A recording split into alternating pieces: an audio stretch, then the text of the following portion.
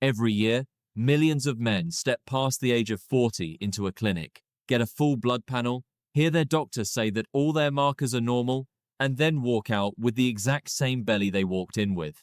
This is not a coincidence. It is a measurement problem. The tests your doctor orders are designed to detect disease. They were never designed to detect the hormonal shift that is locking fat onto a man's body after 40. Today, we are going to decode exactly what that shift is, and why the real number that explains your belly fat is missing from standard lab panels. Think about the dashboard on your car. Warning lights only turn on when something is already broken. There is no light that warns you when the engine has been slowly degrading for years. Your doctor is reading an identical dashboard. Blood glucose, total cholesterol, thyroid-stimulating hormone, these are emergency warning lights. They light up when the body has already crashed. But the mechanism of belly fat accumulation after 40 is not a warning light. It is a silent, invisible engine shift that happens years before any signal appears. 3 mechanisms are running in parallel in your body right now, and they are not independent. They feed each other, and not one of them showed up on the standard lab panel you just did last week. By minute 9, you will understand why a single number, which costs around $30 or about 700,000 Vietnamese dong to test, can tell the whole story your blood panel cannot. Let us decode this. After 40, testosterone does not simply drop, it converts. And the very fat layer on your belly is producing the hormone that keeps it there.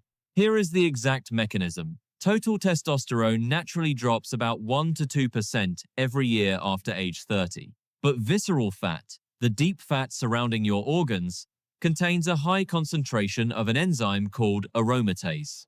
This enzyme does one thing only. It converts testosterone into estradiol, which is estrogen. The more visceral fat you have, the more aromatase you have, the more estrogen is produced, and the more fat storage signals are triggered. This is a self-feeding loop, and it accelerates with every passing year after 40. Your doctor measures total testosterone, but total testosterone is not what your body uses. Free testosterone, the tiny fraction not bound to proteins in your blood, is what your muscle and brain cells can actually access. Your total number can look perfectly normal while your free testosterone is critically low. Most standard panels never separate these two numbers. This is the signal almost everyone misses. Your body is not producing less testosterone because you are getting older. It is producing less usable testosterone because your belly fat is blocking its path. But the testosterone trap is only the first layer, because there is a second mechanism operating right beneath it. And this mechanism gets triggered every time you sit in traffic. Visceral fat is not a passive storage unit. It has receptors, specifically cortisol receptors, and after 40, these receptors become extremely sensitive. Here is what is happening. Low-grade chronic stress, not a major crisis, but daily accumulated pressure keeps your cortisol levels consistently high. Not sharp spikes, but a baseline that gradually shifts upward and does not come down. Visceral fat tissue contains 4 times the density of glucocorticoid receptors compared to subcutaneous fat. That means it reacts to cortisol 4 times as strongly. Cortisol stimulates the liver to produce glucose, and the pancreas secretes insulin to respond. Visceral fat absorbs both glucose and triglycerides, closing the loop. The McEwen Laboratory at Rockefeller University has proven that chronic cortisol over time actually remodels receptor density in fat tissue, making the body increasingly more sensitive to every subsequent wave of stress. Does your doctor measure cortisol? Almost never on a routine panel, and when they do, they take a morning blood draw, completely ignoring the 24-hour circadian rhythm of cortisol. Meanwhile, the most important thing to know is your cortisol still high in the evening? That is a question only a 4-point saliva test can answer. This is not a willpower issue. It never has been. And this is where the dashboard metaphor becomes absolutely accurate. Because the third mechanism is the only tool, if your doctor orders it, that will tell the entire story in just one single number. Fasting insulin is the single strongest biomarker capable of predicting visceral fat accumulation in men over 40, and it is almost never ordered on standard panels. Here is why this matters so much. Standard blood tests measure fasting glucose, but blood glucose only rises when insulin resistance is already in severe stages. Before that, for years or even decades, the pancreas compensates by pumping out more and more insulin to keep blood sugar in the normal range. Doctors look at blood glucose, see it is normal, and conclude there is no problem. Meanwhile, insulin is chronically high, remaining completely invisible on the test they ordered.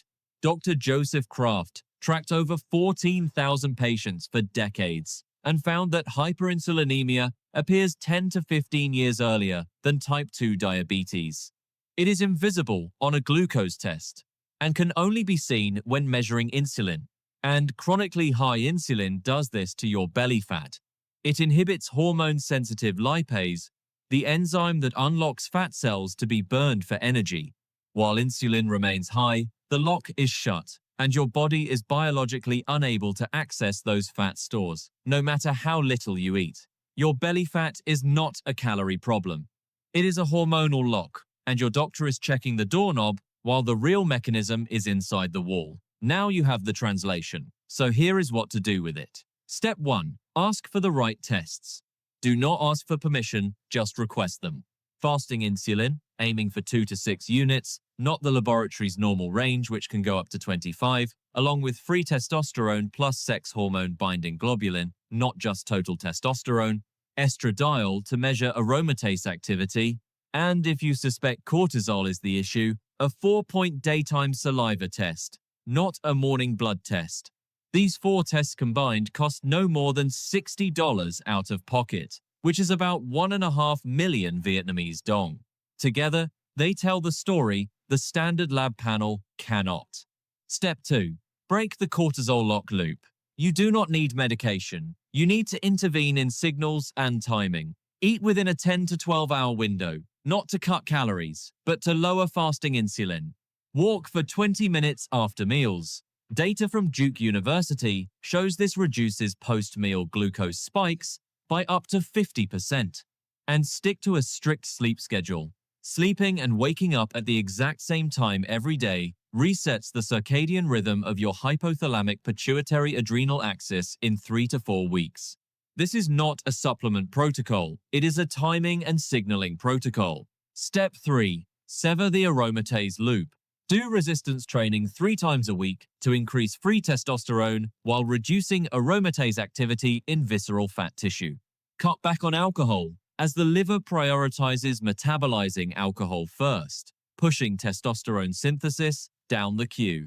And take 2 crucial micronutrients, zinc and vitamin D, not to cure a disease, but to fix the deficiencies the vast majority of men over 40 have without knowing it. None of these steps require a prescription. They require an understanding of the mechanism. Now you have it. Before you go, did your last blood test include fasting insulin? Did it include free testosterone? Leave a comment below. I'll read all of them. Comment the word decode if your doctor ever told you all your numbers were normal while you were still carrying that weight. And the next decoding session answers the question most people do not dare to ask directly. If cortisol is locking your belly fat, do you have to give up coffee? Give up cardio? The answer is not what you think, and the mechanism behind it completely changes how you approach both. Do not miss it.